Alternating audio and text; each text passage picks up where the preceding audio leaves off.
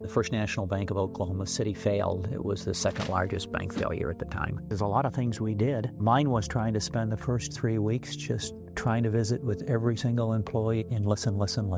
In 2 years, we went from a failed institution to the most profitable bank in the state. Pete Hart, my boss at First Interstate, came up with the idea of franchising banks across the country. And Joe Panola, the CEO of the holding company, said to me, "This is the craziest idea I've ever heard, but take a look at it." And so I studied it for 3 or 6 months, and then I recommended that they put me in charge of it. Within 5-6 years, we had grown it from a concept to a total number of banks. We had 120 offices, $5 billion in assets, and we were in 11 different states. I was in Western Samoa, called Samoa today, as a Peace Corps volunteer, and I met with Susan, who was also a volunteer, a teacher in Western Samoa. Got to know one another, and eventually there weren't many other choices for her, and I guess she said, "This is the best of the lot." So I proposed, and she said, "Why not?" We got married, and a group of us volunteers after our Peace Corps. I love what I do, and there's great satisfaction in watching other people succeed and knowing you had a little bit of assistance in that success. I'm much happier involved working with people. That old saying, if you want to get, you have to give. I can't think of a better life if one wants to make a difference, and that difference hopefully being for a little bit better place in the world for all of us. Greater Good Radio. Connect, learn, heal, and grow. This Greater Good archive video is brought to you by Brain Gain Hawaii, a boutique executive recruiting, career development, and coaching firm. Learn more at braingainhi.com.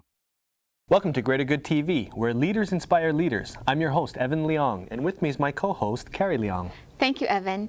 He started off his career in Samoa as a Peace Corps volunteer and later became a legendary bank CEO and is currently a venture capitalist.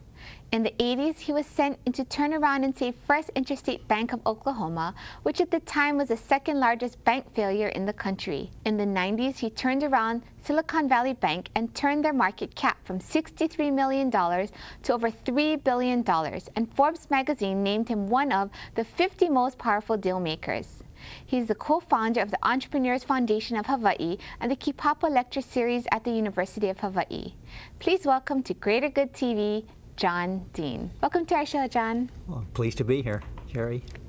So, John, you're semi-retired, right? That's not what my wife said. Tell us what you've been up to since you left Silicon Valley Bank. Well, I stepped down as CEO from the bank, probably about 5 years ago, and then stayed on as chairman for 2 more years. But got into private capital investing, so investing in technology startup companies in Silicon Valley, but also here in Hawaii. And then I got a little bit involved in the nonprofit, one of them being to co-found the Entrepreneurs Foundation of Hawaii. And then about 1.5 years ago, started a small venture fund back in Silicon Valley, which I'm now involved in. How did you make the transition from CEO to venture capitalist? It was an interesting one. I think I made it based on my experience as CEO in different banks. If there's a tie, and my wife would have said he'll never be able to do it, but having run several organizations, having been an operator, there was really an interest by me to see what I could do in terms of helping young entrepreneurs in the Valley, but also here in Hawaii. So that got me involved. I started investing, and then before I knew it, I was starting a venture fund to do more of it. And then how did you end up here in Hawaii? It's a longer story. And I think I've mentioned to you earlier, but I was in Western Samoa, called Samoa today, as a Peace Corps volunteer. And I met my wife, Susan, who was also a volunteer, a teacher in Western Samoa. And so we've always had a love of Polynesia. And after we married, and then after several years of traveling around the mainland at different jobs, we kept traveling or vacationing in Hawaii on the different islands. And about 9-10 years ago, we bought property in Waimanalo. And it's been almost 2 homes since then. What's the interest in Hawaii for you, though, besides loving the islands and deciding to invest in property here? Why are you also interested in the startup ventures here in Hawaii? I think the interest, Carrie, in the startup community here was trying to make a little bit of a difference, but it's also the background that I had in Silicon Valley. Silicon Valley Bank's the leading commercial bank in the United States in terms of lending to startup technology companies, typically venture capital backed. So with those contacts and familiarity, I had an interest first in Silicon Valley that spread to Hawaii in terms of getting involved in the growing entrepreneurial community on this island. In your opinion, what makes a great entrepreneur? Passion, passion, passion, focus, blind focus, and a tenacity that will not quit. I think that for most, there's exceptions to it. I think the great entrepreneurs over time are ones that have a commitment not just to the product or to the new market that they're trying to create. I think also there's a care, a commitment to the employees, and often I see a commitment to the community in terms of giving back. So those are some of my descriptors for a successful entrepreneur. Have you seen any differences in the entrepreneurs in Hawaii and the entrepreneurs in Silicon Valley area? Yeah, I want to get in trouble either way. The entrepreneurs in Hawaii are much, much more committed to the community and much more wanting to give back. And I'm not trying to be critical of Silicon Valley, but just my experience at the Entrepreneurs Foundation of Hawaii and then the Entrepreneurs Foundation in Silicon Valley, that there's just much more of a community spirit. And no matter how busy the entrepreneurs are, they all seem to want to make a difference in the community. How does that actually make a difference, though? If you talk about business and, as we look at it, sometimes business could be separate from the community. Some people say it's not. What's your opinion on that?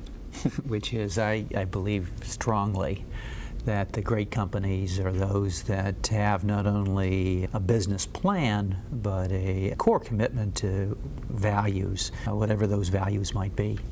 And if you study the great companies, and the book Mike Collins, Good to Great, and others like that, typically the great companies over time, it doesn't mean you're going to be, just because you follow this, you'll be great, but on research done, those usually have a strong commitment to integrity, a strong commitment to their employees in terms of respect for all individuals, most often a commitment to the community. So that's what I believe makes some of the elements that make for a great company over time. And did you learn this philosophy through reading books, or did you have a mentor that encouraged you to think this way and guided you towards that? Yeah, I think I stumbled quite a bit. I really didn't have a mentor, a person who guided me for many years. If it was anything, I think what I learned is trying to do what I didn't like seeing. So I learned from my worst bosses. If they ever did something that I thought was terrible in terms of how they communicated, how they treated people, if I thought something wasn't fair, I promised myself that I would never do that when I was in that position. I think also it's just, I learned over time that communication is not just talking, but it's also listening. And probably I learned as much from my people, the different companies I ran, in terms of what they liked but what they didn't like. And if you really can get people to trust you, they will open up. And I think you can learn yourself, you can build some great companies. So in your opinion, what makes a great CEO? I'm going back to earlier we talked about a passion and commitment for an entrepreneur. I think for a great CEO, there has to be a focus and a passion and commitment. I think also, though, that for a great CEO, there has to be some commitment to core values within that corporation. And why I say that is that the expression that we're all familiar with, if the king sneezes, the kingdom gets a cold. A great leader can't expect people within his or her organization to do the right things if that CEO isn't doing the right things. A great leader has to work as hard as everyone else. A great leader has to set the tempo. So for me, leadership is by example, it's by listening, and it's doing the tough things. Sometimes I like to think of the different organizations. Someone said to me that John's organizations are the most demanding organizations that person ever worked for, but also the most caring. And I thought about that for a while, and I said, geez, that's nice. We're very, very demanding, but we care about our people. And so maybe there's that balance there, and at least for me that worked. And so I would offer it up as a possibility in terms of successful CEOs. I'm wondering how you find that balance, because I'm trying to think of how I would ask somebody to do something in a caring yet demanding and effective way. So I'm wondering, how do you really balance that? Yeah, a little different. Maybe I should, let me, by a caring institution. I remember at school, we were taught, business school, that, you know, that you're supposed to leave your personal problems at home and not take them to work. And I would argue strongly that if one of your employees' son has been hit by a car, if one of your employees' parents has Alzheimer's, if one of your employees comes to work and has just gotten notice that their spouse is leaving them in a divorce, I don't care what you read in books, those problems go to the office. And that doesn't mean you let that person do whatever they want to, but if you can at least understand the situation and try to work through that difficult situation, I think you'll build a respect, not only an appreciation of that individual, from the entire organization. If that individual doesn't perform over time, I think there's an obligation and responsibility to communicate that what the standards are, and that those standards, requirements, accomplishments aren't being met. But once you've done that, I think it's unfair of an organization to keep that employee after, because that employee eventually is not going to make it. So you need to work that employee out of the organization and try to help them to get where they can be successful. You could say that's pretty demanding. I think it's fair. But I think also we've surrounded that by an organization who still treats people with respect, truly cares. So that's how I mix the two together. It seemed to work. What's your secret for getting the most out of your employees or your executive team? I wish they were here. The CEO that I work with now said to me, she had talked to two former employees, and she said that what they both said, he was the most demanding person that they had ever worked for, but that they loved every minute of it. I think passion, I go back to. If I'm excited, and if I trust you, and if I empower you, and if I support you, and if I have a vision of you reaching somewhere beyond where you've ever reached before, I think you've got a pretty good chance of getting there.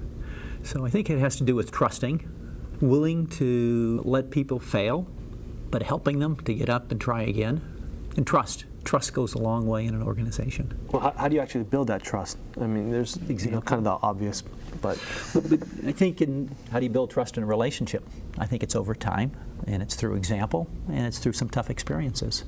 So if someone does fail in something, and you don't shoot the messenger or the person, but you try to learn from the experience, I think people start to begin trust. When you solicit feedback, and some of it's pretty tough, but you handle it appropriately, I think that starts to build trust. When you refuse to work on rumors or gossip, you carry very high standards within an organization, I think that builds trust. So I'd compare it to any relationship, over time, slowly, through example, through experience. Do you think that, with your experience at least, sometimes there's companies that are good companies with good ideas, but sometimes they're not doing as well because the leader leading that company and the people may be the one maybe bringing the morale down, or is not being a good listener or a good leader to the people, just being demanding as opposed to having that balance between care and demand? The answer is yes. And if you run an organization unfair, over time, or for a period of time, I think you can be successful just by force of the personality and fear. And if the employees don't have any other alternatives. But over time, that organization will fail, because that's not an environment we want to live in. I mean, that's not a type of country we want to live in, and that's certainly not a type of organization that we want to work for. So it may succeed for a while, and it may have some unique or distinct advantages in terms of technology that no one else has. But over time, I believe that company will fail. So it's kind of like the book Fish then, right? Did you read Fish? Nope, I'm in trouble. Well, I mean, it's similar to what you're talking about, how somebody had come in and it was just basically about bringing the morale up, making sure that everyone was playing as a team, and that leader listened to what everyone's needs were in order to get the department working together and throughout the other company, right? What you just described, I absolutely agree with. in terms of just different organizations that I had the opportunity to go in and run. One of them a failed organization and a couple others struggling, is what you see immediately, at least that I saw in those three situations, people wanting to be trusted and people wanting to be told the truth. And if you do the right things, morale can turn around pretty quickly. When you initially were sent in to turn around these banks, the morale, I'm going to assume, was pretty low. Is that correct? Or lower. Oh, yeah. So what do you do in that circumstance? What are the first things that you do? How do you strategize this? And what do you do in that situation? If I may give you an example, it'll go for a couple minutes. In Oklahoma, at the time, the First National Bank of Oklahoma City failed. It was in 1986. It was the second largest bank failure at the time. First Interstate Bank acquired certain assets and liabilities, and it was my responsibility to go out and to turn the organization around. When I went out, we were hemorrhaging losses. The ratio used in banking is the efficiency ratio. What does it cost to make $1 of revenue? So if it costs 85 cents to make $1 of revenue, your ratio is 85 or 85%. So best run banks are in the 40s or 50s, poor run banks are in the 80s, some in the 90s. And so my ratio was 115. Besides that, we had had massive layoffs before we got there. Most of the employees' retirement plan was in the company stock, which had gone bankrupt, it failed, so they had lost their life savings. Those that had remained, titles had been cut, and salaries cut, so they're demoralized. Geez, there's a lot of things we did. Mine was trying to spend the first 2 or 3 weeks just trying to visit with every single employee at every level that I could, either in groups or one-on-one, and listen. And I'll tell you a quick story. Bob Huffman was one of the officers of the bank, and what we did early on was to put a group of employees together, officers of the bank, to come up with what do we want our core values to be. Let's come together, and what do you want from this organization apart from just making money? And they came up with a commitment to the community and respect for all employees and trust. Those were so key to them because they lost most of that. And Bob led the team that came up with our core values. Sad thing was that Bob, about 3 months after this, came down with ALS, Lou Gehrig's disease, terrible disease that would basically in 2 years he'd go from lost the ability to walk, lost the ability to talk, and eventually took his life. We adopted Bob in the bank. And if you could see employees coming together for Bob Huffman, I think he was the only officer of a bank in the United States. For his company car, it was a van with a lift in the back for his wheelchair that we got him. You'd say, well, what's that got to do with profitability? And I'd tell you, maybe nothing. But in 2 years, we went from a failed institution to the most profitable bank in the state. And I'd argue our commitment to him, but to all employees, and the communication we can do it together is what drove that turnaround. So that's my story. I'm sticking to it, Carrie. It sounds like building a relationship, whether it's a marriage, boyfriend and girlfriend, or a friendship, I mean, it all follows even in the employer and employee relationship as well. It's all about relationships. Is that what you're saying? I think so, yes. And I think 20, 30 years ago, we tried to differentiate, those relationships or those things stayed at home. And I'd argue that not that you permit anything at the office, but to understand that people do have emotions and that those relationships of trust among employees in the reporting relationship, ethics, values are critical to the success of a relationship at home, and they're critical to the long-term success of a company. Here in Hawaii, it's really a key for us to build relationships also. Maybe you could share with us some of the techniques or even some of the things that you do personally to build relationships and to be able to almost have, I guess, an acid test to know which relationships you want to build.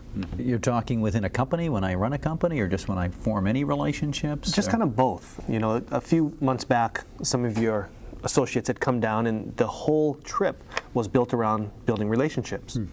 And I thought that was really interesting to see that happening.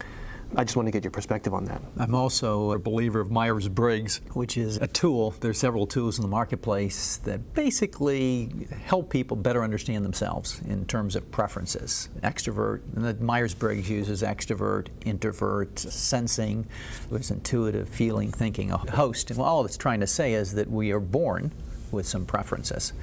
So it's one of the tools that I've used and continually use in terms of building relationships when I'm within an organization. And it's not that one is better than another. I'm very quick on that. There's no such thing as one better than another. But it's different strengths. Every strength is a weakness. Every weakness is a strength. And so that's a tool I've used. The other is just bringing people together and mixing people. And often good things will happen. So as I have an interest and a love of Hawaii, I love bringing people over here and mixing that with other entrepreneurs and see what might happen. Do you have a success story that has come out of something like that? I never named companies that I'm involved with, but I've invested in several companies with Hawaii, and two of the companies that I've been actively involved in and on the board of have recently, or in the last year or so, received venture funding, not just from Hawaii, but also from the mainland. And that's a wonderful success as those companies continue to grow, employ more people here, and hopefully create a part of the growing economy in this state. In your opinion, as you talk to these entrepreneurs, and you've met a lot of startup entrepreneurs in your career, I'm assuming, what are the biggest mistakes you see them make kind of as a whole? Are there mistakes that you see entrepreneurs making over and over? What I see for entrepreneurs starting out is one, not listening. So in a way you have to be tenacious and a pit bull in terms of the focus. And so you don't want to listen to everyone, but if you become blind to other issues, there's risk there. One is delegation. Usually a very strong entrepreneur, they can do it all and will do it all, sometimes can do it better than anyone else. That might be a strength, but it's a weakness over time. Because if you can't delegate and delegate with trust, you're going to limit the growth of that company. Oftentimes, so focused on that product or that market segment that not enough time spent for how am I going to fund this and being realistic about that. Realistic in the sense of being too quick to say, oh, it's only going to cost us $250,000. Really, if he or she had sat down and drawn out a plan and really thought through it, who are the people, what's the cost, where is that going to take me, how far along in the development cycle is that. So oftentimes not enough on the planning side, planning from a financial planning to support that business plan. So those are some of the weaknesses or failures or traps that the entrepreneurs fall into, at least the ones I've seen. You know, when you went into the First Interstate Bank of Oklahoma and you knew that it was a failing bank, what was your feeling? Because this is a big challenge ahead of you. What were your thoughts? Well, I was scared. Because you would be the last leader if that bank ended up shutting down, so, you know. When we went to Oklahoma, I wanted our two daughters from California to be excited. So I said, there's good bribes and bad bribes. And my daughter quickly said, well, how about a horse? And I said, gee, she's quick on the negotiations. My other one was concerned, though, about people not liking her in her new school. And I said, well, I'm nervous, too. And, you know, I'm going to a new bank. I don't know anyone. And she said, well, it's different. And I said, why is it different? She said, well, you're the boss. They have to like you. So I had some advantages going in. I never really focused, it's interesting, on failure. I just believe strongly that with the right people, with the right commitment, that we could do it. And interesting, I've never been asked that type of question about failure. Certainly I was nervous. I don't want to pretend otherwise, and scared. But I believe that we could do it, as a team, not me. And I guess in that situation it did work out. Can you tell us a time in your life where you've been afraid and how you dealt with that and overcame it? Jeez, you are. It has nothing to do with being afraid of my spouse. Or the dark. Or the dark. You don't need to tell us about Anything, that nightlight. Deal with it. We don't like to talk about it a lot of times, but has there ever been a time where you've been afraid of something? Just late at night, it's dark, you're thinking about it, you're like, man, I'm really afraid of this, and how do you overcome that, or how did you overcome it? Yeah, I don't know if it's a fear, it's a concern, you can call it fear if you want, and that's if you really do care about your people and care about doing what's best for them. And I don't mean in a paternal sense, but in a fair sense in terms of doing what's right. That's being the demanding or tough when you need to be and letting people go. But as the organization grows and as the responsibilities grow, I think the pressures grow. And I just know for myself, after 20 years and CEO of 5 companies, I was probably saying to myself towards the end, you know what, I have no life, this is exhausting, and I don't know if I can continue to do the job I have done going forward. So maybe it's the person that knows when it's best to step out of the ring. So I don't know if that's a fear, but it certainly was a concern that the energy and the passion that I needed, at least I felt I needed, to go to work. Remember, if you go to work and you've got 1,000 or 3,000 or 5,000 employees, and if you walk around grumpy or dejected, you know, that's not a good signal for your people. So even if you didn't feel like it, I thought you needed to be positive and upbeat, and I always say part of the job is being a good cheerleader. And so I think after a while you say, geez, this is tiring. So maybe that's not fear, but it certainly was a concern. The last couple, 3 years of, I don't know if I have the energy to continue to run as hard as I've run to get the performance and success we've gotten for another 5, 6 years. And so I didn't have to work. I had been fortunate in that sense by that time, and decided I better leave on the top of the game and wait and get dragged out. So, how old were you when you first became a CEO? I was 36. Okay. 35. Can you tell us the story behind that, or how that came about? Yeah. So it was a very small company. It was a startup in First Interstate, and the First Interstate had been the first bank. It was grandfathered, and by that I mean that it was allowed to bank beyond state boundaries. And up until 20 years ago, it was a state by state. So we were one of the few states, 11 western states, that we were able to have First Interstate banks in. First Interstate Washington, Oregon, California, Montana, Wyoming, etc., Arizona, New Mexico. So the strategy, Pete Hart, my boss at First Interstate, came up with the idea of franchising banks across the country. And I was running strategic planning for First Interstate, and Joe Panola, the CEO of the holding company, said to me, this is the craziest idea I've ever heard, franchising banks, but take a look at it. And so I studied it for 3 or 6 months, and then recommended to Joe Panola that we put a franchise program together, and that I recommended that they put me in charge of it, which Joe liked the idea that I was willing to take the risk in starting that. And so I started that in 81. I think it was around 1981 we started the franchise program. Maybe it was 83, 84 when they made me CEO of First Interstate System, Inc. It sounds good, but I think I had all of 12 or 15 employees, so it was a pretty small operation. And that's how I became CEO. From there I went to Oklahoma to do the turnaround. It's a pretty big jump though, right? Yep. So what do you think is, or are the main reasons why they sent you into Oklahoma?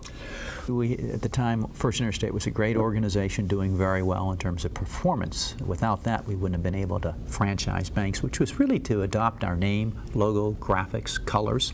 If you remember, one of the banks we franchised was American Security Bank here in Honolulu, and turned it to First Interstate Bank of Hawaii. Maybe you're too young to remember that. But within 5, 6 years, we had grown it from a concept to a total number of banks. Let's see, we had 120 offices, $5 billion in assets, and we were in 11 different states. So we'd done a great job in taking a concept and making it a reality for First Interstate. So there were some reasons why they let me go to Oklahoma.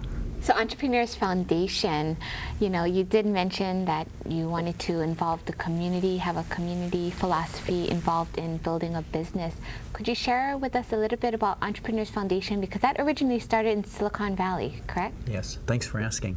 So Entrepreneurs Foundation, the genius behind that is Gib Myers of Mayfield, a venture capital firm. He has since retired, but he wanted to make a difference. And research that he had done, a lot of the startup companies in Silicon Valley really weren't giving back. They weren't spending time in the community. Financially, they weren't doing as much as they should. Some studies said that 90-95% of the employees of the startups weren't connected to the community.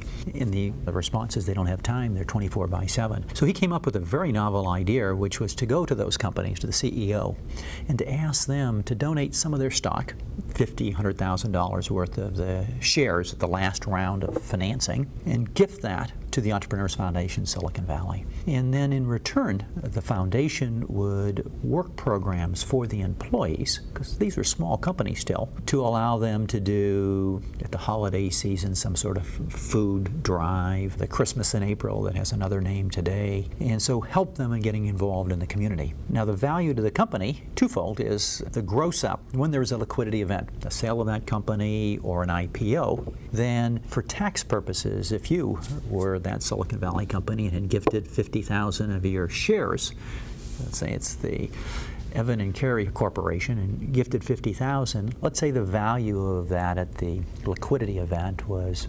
$500,000. For tax purposes, you both get a $500,000 tax deduction. We have an IRS ruling. It's the gross up of that $50,000. So a little bit of dilution, you've gotten a large impact from that. In addition then, the Entrepreneurs Foundation at that liquidity event would gift back to your organization, if it were an IPO, half, not in terms of income to the company, but in the form of what's called a 501c3.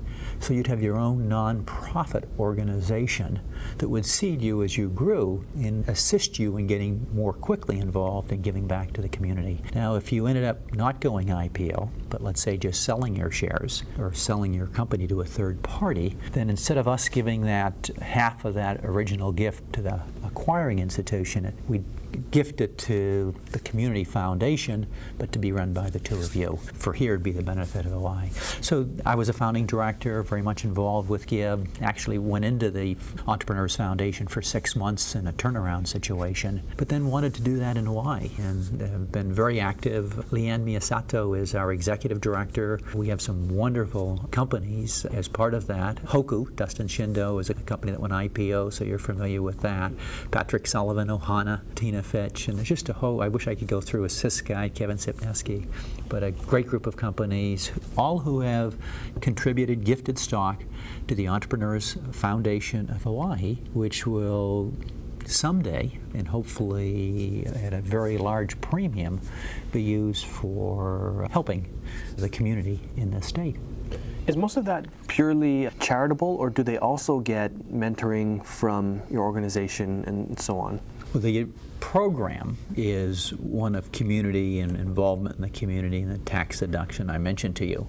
But as you might call it a benefit, maybe it's a detriment, but here in Hawaii, I try to get actively involved in working with the CEOs of the companies that are part of the Entrepreneurs Foundation. And it just, to the extent you can help, and every little bit helps. So I enjoy that. It's actually pretty interesting because you almost have a vested interest in helping them too, because it's almost like an investment, right? Well, I've invested in some, so the answer is absolutely yes. But besides that, it's fun to see young entrepreneurs successful.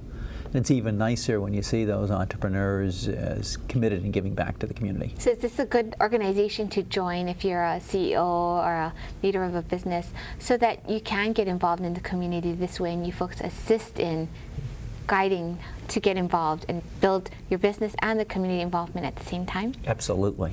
Kind of, we're going to hire you. But it's a wonderful, wonderful way to get involved in the community. And I think to the extent you do something like that, if you believe the organizations that have a commitment to community, to values, to their employees, and what builds better communication and trust among employees if they're working in the community together, whatever that project might be. So I just think there's wonderful benefits, and to me it's a win-win-win situation. Do you have a story that you can share of a business that's involved in Entrepreneurs Foundation of Hawaii that you saw a great impact when they started working with you folks, and they didn't have that community involvement to begin with, but joining EF, they started incorporating this community value, and it helped them grow, it changed the morale of the company. Can you share a story about that? It's tougher in Hawaii because what I said earlier, if you recall, most companies in Hawaii are already committed to the community. Probably the best example today would be Hoku, Dustin Shindo, and a member of EF, Entrepreneurs Foundation of Hawaii. Company recently went public, and Dustin just has a very large commitment well before EF on his own in terms of the community and giving back. And I just see that growing and his involvement and his employees' involvement growing. as his company grows. How palatable do you think that idea is? I mean, that's the same mission that Greater Good has. You know, you're obviously doing it in Silicon Valley. No, I'm wondering, you know, we really want to take this idea and this mission nationwide. Do you think this is something that we can really take, even global, so that people have this double bottom line in mind, and, you know, it works hand in hand. It's not competition. It's to work together, and it will help to make every community a better place. That's a little bit idealistic, but I've been accused of that too. But you would hope that more and more people realize the value of giving back to the community. It builds that, what I call, trust within an organization. And Entrepreneurs Foundation here and around the country has it. Your programs have it. And more needs to be done. We're a good distance from getting to where we need to be, Carrie. I'll leave it at that. But everybody that joins in and helps out, it all makes a big difference together, right? I think so. Yeah, I agree. Can you take me through the thought process of actually, you almost have this feeling of obligation, it seems, to give back to the communities that you're involved with. You're not from here, you reside here sometimes, but you still have done quite a bit in the time that you're here in order to help out. Can you take me through the thought process of that? In terms of why or how it came about? Why? Because, I mean, you could come here on just a vacation or do a couple of investments and go. I mean, why? What makes me feel good. So I'm much happier involved, working with people. That's that old saying, if you want to get, you have to give. And some of that is, I hesitate for words, sound corny in terms of helping other people, getting involved, making a difference. But I can't think of a better life if one wants to make a difference, and that difference hopefully being for a little bit better place in the world for all of us.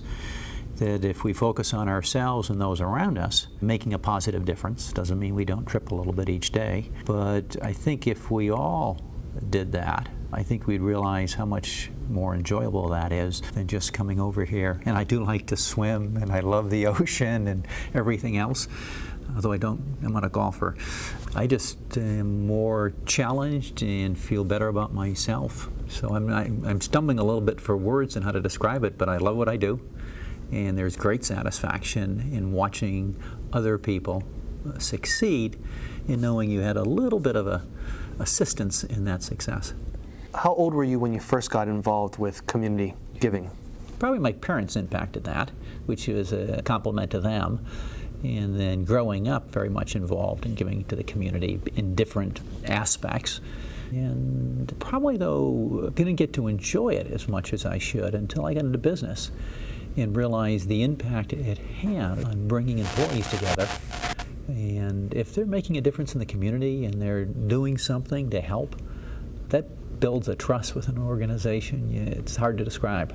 So I'd say I'm still learning. You know, you're making contributions to these businesses and communities, and you're yet a father. So what are you telling your daughters, you know, in regards to getting involved in the community, whatever age they are?